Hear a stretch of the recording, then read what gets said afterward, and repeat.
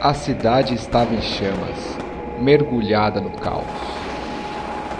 Os sons dos combates cada vez mais distantes revelavam que os focos de resistência local das tropas da situação eram varridos pelos revolucionários da oposição para cada vez mais longe dali, em velocidade avassaladora.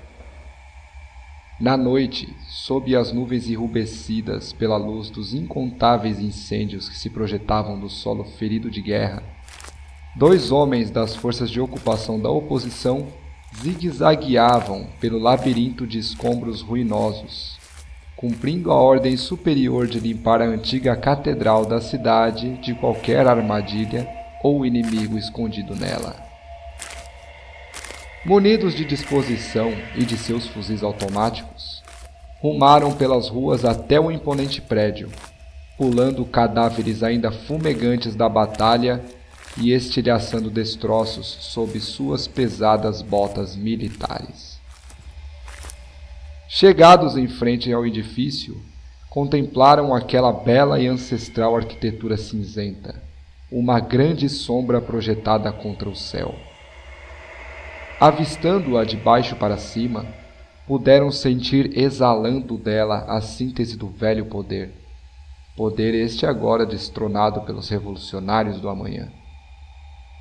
Embora muito bombardeada e parcialmente destruída, a igreja continuava teimosamente de pé, assombrando os 2 pequeninos soldados. Tomando rápida consciência de suas bocas abertas perante tal monumento, evitaram maiores delongas e empurraram, resolutos, as grossas portas de carvalho que pendiam ruidosamente das dobradiças de ferro.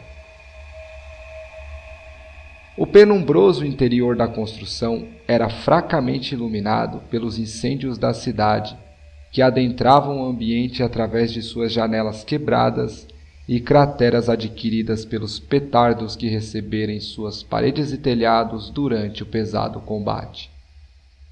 Temendo denunciar sua posição, os 2 rebeldes não providenciaram nenhuma luz, limitando-se a utilizar suas treinadas visões noturnas e o instinto de caçadores.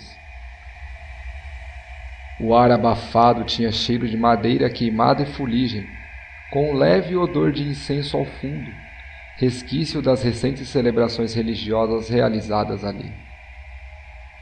A beleza do teto alto, das imagens e das paredes trabalhadas ainda podiam ser vistas mesmo sob as camadas de destruição, e ambos os companheiros de luta esquadrinhavam sorrateiramente cada centímetro do ambiente em busca de algo ou alguém que colocasse em risco a sua operação.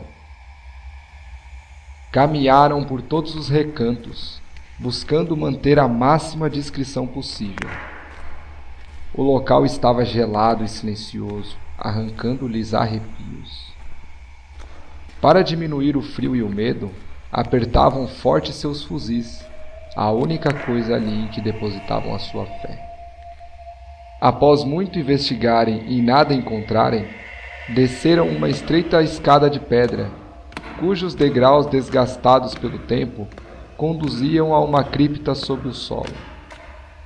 Como o subterrâneo era fechado e absolutamente escuro, não tiveram outra alternativa melhor a não ser a de improvisar tochas para iluminar o caminho. A cripta era comprida e estreita como um corredor, ladeada por sarcófagos bem talhados e conservados de ambos os lados. Passando por entre a morada final de muitos religiosos sepultados ali, desde tempos imemoriais, chegaram ao final da sala, que continha uma porta vermelha de ferro, sólida e pesada. Forçaram-na, sem sucesso.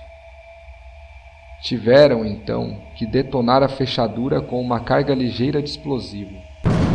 Após o breve estrondo que ecoou pelo ambiente, arremessando estilhaços por todo lado, a porta estava destrancada para acesso à última sala a ser vasculhada na catedral.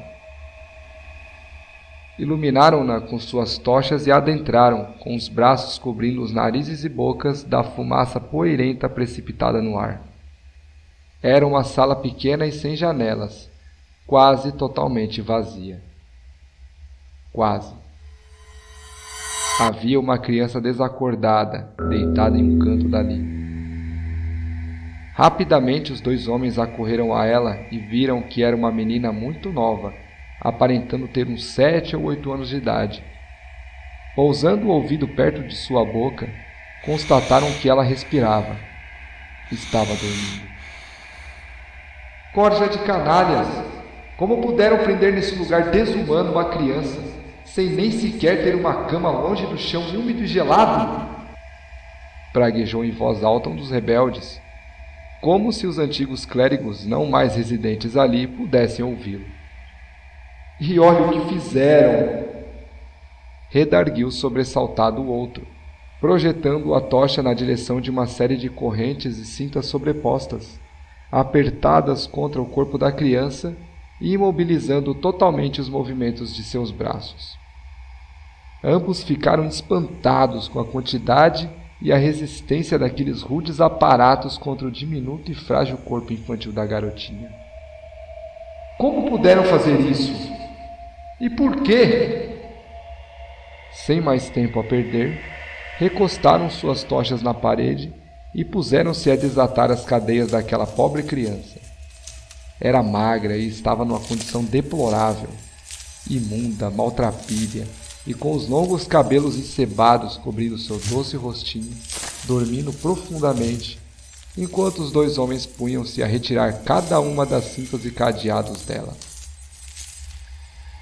Ambos foram estranhando que, além da quantidade absurda de cadeias, na medida em que as iam retirando, as que estavam por baixo pareciam ser cada vez mais antigas, a julgar pelo material e pelo estado. Algumas daquelas cintas e correntes aparentavam ter séculos de idade.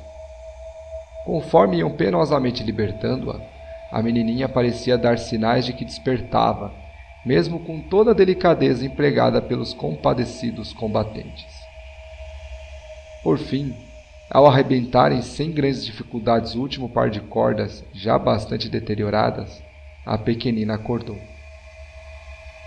Ambos os homens se afastaram silenciosamente, observando-a pelo clarão das tochas, cuja luz bruxuleante denunciava que seu material combustível estava perto do fim. Ela colocou-se sentada, mantendo os finos braços rentes ao corpo, como se amarrados ainda estivessem. De olhos fechados, esboçou um bocejo e levantou os braços, estacando com aparente surpresa. Parecia ter finalmente se apercebido de que estava solta. Os homens, emocionados, sorriram de satisfação. Quando ela abriu seus olhinhos para enxergar melhor o que se sucedia, seus libertadores empalideceram. Os olhos da menina eram completamente negros, e seu sorrisinho macabro de dentes pontiagudos lhes arrancou o mais visceral dos gritos. Antes que conseguissem esboçar reação de fuga, ela os alcançou num salto, dilacerando-os com um par de mãozinhas mais fortes que já sentiram tocar seus corpos, cuja perversidade nem sequer a guerra parecia possuir. E aquela linda menina também era sádica. Abandonou os dois pobres homens agonizando lentamente sobre o chão gelado, entre a vida e a morte. Rindo-se loucamente, a demoniazinha ganhou o mundo, relegando-os ao fim iminente e terrível que os entronizaria como os mais novos e profanos hóspedes das solitárias catacumbas da catedral.